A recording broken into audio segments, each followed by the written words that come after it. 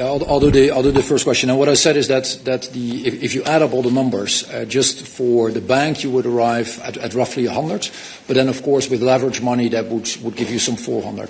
Just to be clear, next to that, there is, of course, the conversation we're having with the EIB.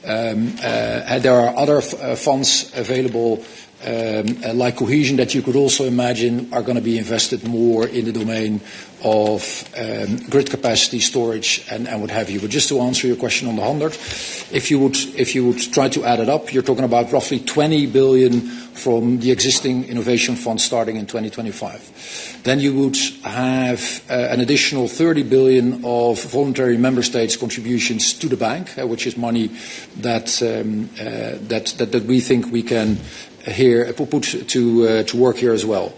Then there is roughly 10% of the ETS allowances auctioned for the period 2028-2037, which will be around 33. So that means that brings you to roughly 83 in terms of direct funding. If you then take an additional 2.5 from InvestEU, which we think and our experience tells us that we can leverage that roughly by a factor 10, that brings you over the number of 100. And again, our view is that the vast majority of that you would be able to leverage at least with a factor 4.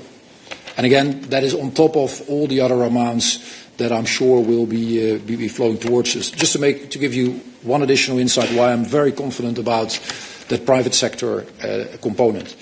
I had a range of conversations also with pension funds and with other of these type of investors.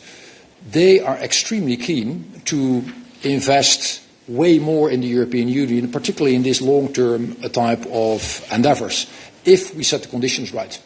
So that is one of the key elements here of the game. It is not just making sure we raise as much public money as possible. No, it is opening the door to make sure we truly double down also on private sector investment.